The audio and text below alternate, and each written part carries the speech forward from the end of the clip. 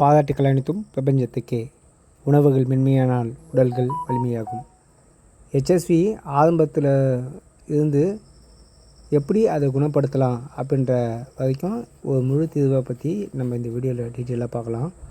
பொதுவாக பார்த்திங்கன்னா சிம்டம்ஸ் பார்த்திங்கன்னா நம்ம சொல்லணும்னு அவசியமே இல்லை, எல்லாருக்குமே தெரிஞ்ச சிம்டம்ஸ் தான்.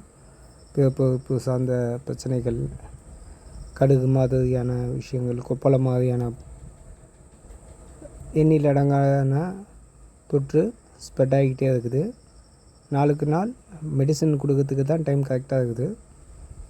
சரி, இதை எப்படி நம்ம ஸ்டார்டிங்லேயே அதை கிளியர் பண்ணணும்னா, எடுத்த உடனே நீங்கள் யாரோடையும் காண்டாக்டில் ஈடுபடக்கூடாது. அப்படி காண்டாக்டில் ஈடுபட்டிங்கன்னா உடனே ஸ்ப்ரெட் ஆகிறதுக்கான வாய்ப்பு ஜாஸ்தி. ஏன்னா நோய் எதிர்ப்பு சக்தி கம்மியாக இருக்கிறவங்களுக்கு தான் இந்த பிரச்சனை ரொம்ப ஜாஸ்தியாகும். கணவனோ இல்லை மனைவியோ நீங்கள் யாரோடைய காண்டாக்டில் இருந்துட்டு திரும்ப இன்னொருத்தவங்களோட காண்டாக்டில் இருந்தீங்கனாலும் வேகமாக ஸ்ப்ரெட் ஆகும்.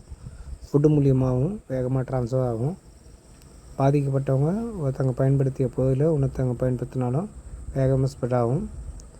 இதுக்கு என்ன சரியான டயக்னோஸ்னாக்கா டார்ச் பேனல் மற்றும் பார்த்திங்கனாக்கா இம்யூன் சிஸ்டத்துக்கான அனைத்து டெஸ்ட்டும் CD4, CD8,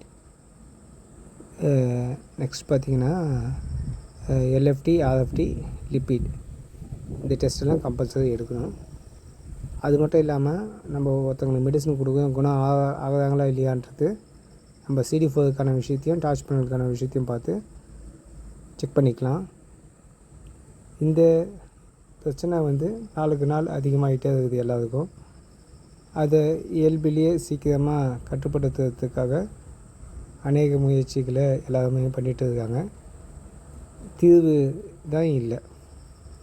உணவு மட்டும் இல்லாட்டி மருத்துவம் மட்டும் அப்படிலாம் இல்லை. உணவு, டயக்னோஸ், மருத்துவ விஷயங்கள் மற்றும் பார்த்திங்கன்னா பழக்க வழக்கங்கள், இதெல்லாம் சரியான விகிதத்தில் பண்ணிவிட்டு 10 நாளைக்கு ஒரு வாட்டி டெஸ்ட் எடுத்து பார்த்துக்கலாம்.